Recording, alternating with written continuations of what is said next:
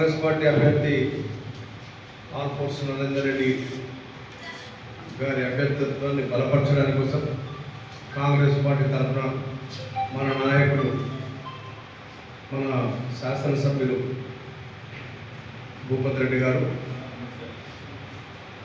మరి వేదిక మీద ఉన్నటువంటి భాస్కర్, సంజీవ్ రెడ్డి, చిరంజీవి, ముఖ్యంగా నేను కూడా నిన్న కూడా మొన్న వచ్చిపోయి ఉన్నా. ఇక్కడ మరొకసారి మన అభ్యర్థి తరఫున ఎమ్మెల్యే గారు వస్తే కూడా ఒకసారి బాగుంటుందన్న ఉద్దేశంతో మరి ఇప్పుడు ఇక్కడికి రావడం జరిగింది. మరి దాంట్లో భాగంగా మరి మనం రేపు 27వ తారీఖు నాడు జరగబోయే ఎన్నికల్లో ఈ గంగాస్థాన్ ఫేస్ 218 ఉన్నాయి. ఇక్కడ మరి వాటన్నింటినీ మెజారిటీగా కాంగ్రెస్ పార్టీ చేస్తున్నటువంటి సంక్షేమ కార్యక్రమాలు కానీ అభివృద్ధి కార్యక్రమాలు కానీ వాళ్ళ దృష్టికి తీసుకుపోయి అంత విఘ్నులు ఇలా ఓట్లు వేసేటోళ్ళంతా గ్రాడ్యుయేట్స్, ఎంప్లాయీస్, టీచర్స్, ఇటువంటి వ్యక్తులు ఉన్నారు. కాబట్టి మీరంతా మరి వీళ్ళ ఇక్కడ వచ్చిన వాళ్ళు కాకుండా రానోళ్ళందరి దగ్గరికి పోయి అయినా తిరుగుతా ఉన్నారు మన వాళ్ళు. ఇంకా రేపు ఒక రోజే ఛాన్స్ ఉంది.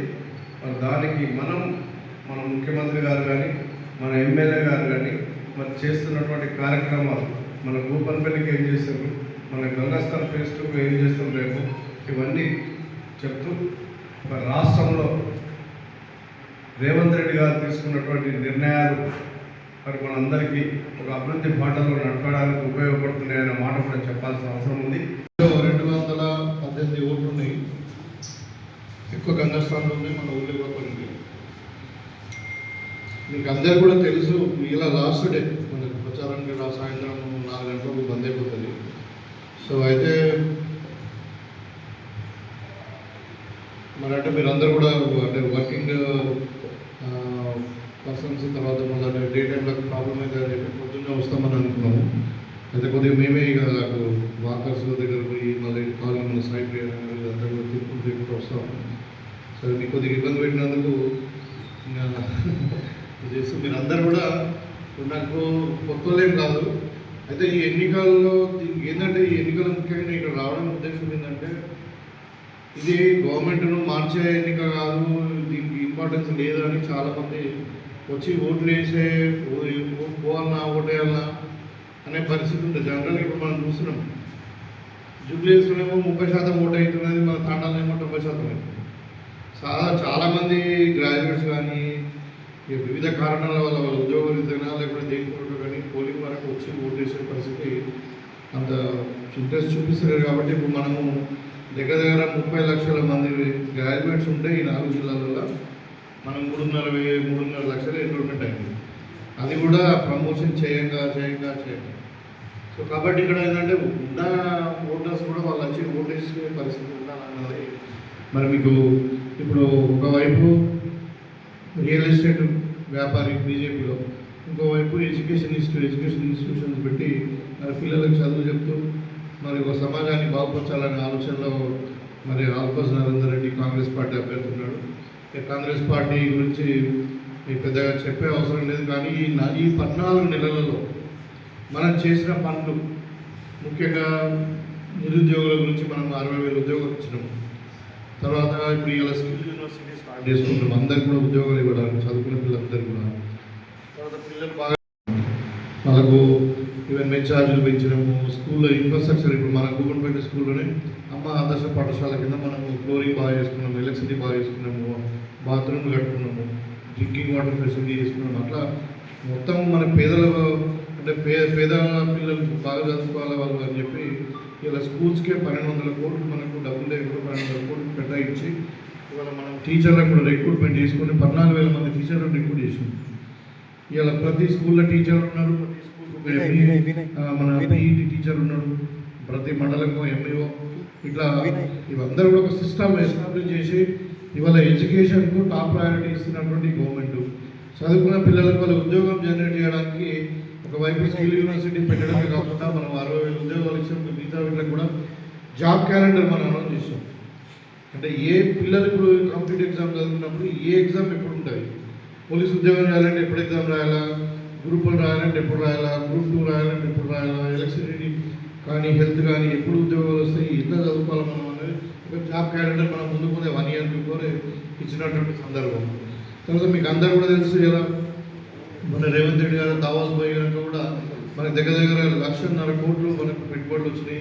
ఇవాళ ఆర్టిఫిషియల్ ఇంటెలిజెన్స్ కానీ ఇంకేదైనా కానీ మనం చదువుకున్న పిల్లలకు మొత్తం మీద ఉద్యోగాలు ఇప్పించాలన్న తపన ఈ ప్రభుత్వం చేస్తుంది.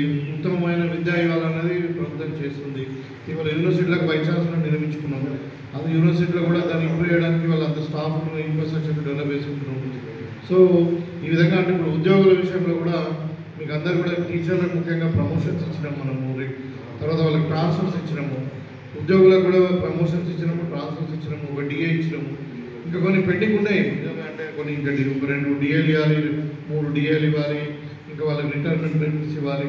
ఇవన్నీ ఇప్పుడు ఏంటంటే డబ్బులు కేసీఆర్ అప్పు చేయడం వల్ల మరి మనకి ఇలా ఆర్థిక పరిస్థితులు దివాలా తీసిన తెలంగాణలాగా తయారవడం వల్ల కొన్ని పనులు అనుకున్న స్థాయిలో కాకపోవచ్చు. కానీ ఏమంటున్నారంటే ప్రభుత్వం యొక్క ఆలోచన విధానాన్ని మీరు గమనించి మీరు అందరూ కూడా మనకు ఇక్కడనే ఉంది. ఇప్పుడు గుబర్నర్ మనకు గుర్తు పక్కకే, సో తీసుకొచ్చి ఓటు వేయాల్సిందిగా మీ అందరినీ కూడా కోరుతూ మరి ముఖ్యంగా ఇప్పుడు ఆ రోజు మనకు ఒక రోజు ముందు పండుగ ఉంది, మహాశివరాత్రి.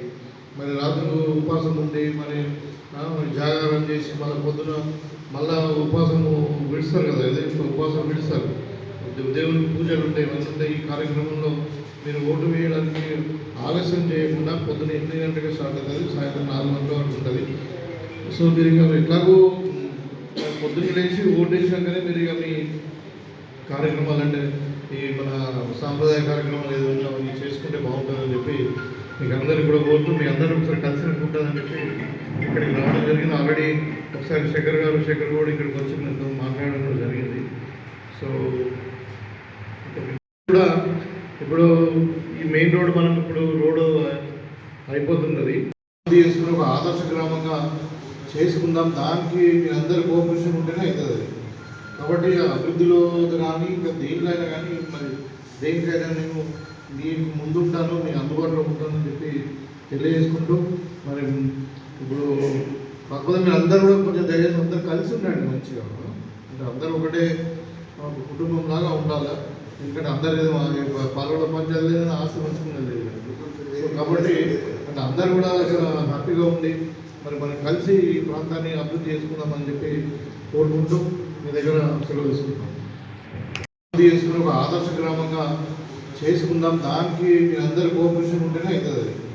కాబట్టి అభివృద్ధిలో కానీ ఇంకా దేంట్లో అయినా కానీ మరి దేనికైనా నేను మీకు ముందుంటాను, మీ అందుబాటులో ఉంటానని చెప్పి తెలియజేసుకుంటూ మరి ఇప్పుడు కాకపోతే మీరు అందరూ కూడా కొంచెం దయచేసి అందరూ కలిసి ఉండండి మంచిగా.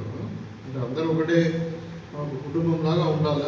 ఎందుకంటే అందరు పాల్గొన పంచాయతీ లేదని ఆస్తి పంచుకునేది లేదు. సో కాబట్టి అంటే అందరూ కూడా హ్యాపీగా ఉండి మరి మనం కలిసి ఈ ప్రాంతాన్ని అభివృద్ధి చేసుకుందామని చెప్పి కోరుకుంటూ మీ దగ్గర సెలవు తీసుకుంటాం. దానికి ఇంకా డ్రైనేజ్ సిస్టమ్ కానీ దానికి సంబంధించిన అన్ని కూడా మనకు 100 రోజుల్లో మొత్తం అయిపోతాయి. ఇంకా ఏదైనా మిగిలితే కూడా ఈ కాలనీ అభివృద్ధికి ఖచ్చితంగా, ఎందుకంటే నేను కూడా భూమంపల్లి గ్రామం శివారు ఉంటాను. ఇప్పుడు మా దగ్గర కూడా 34 ఓట్లు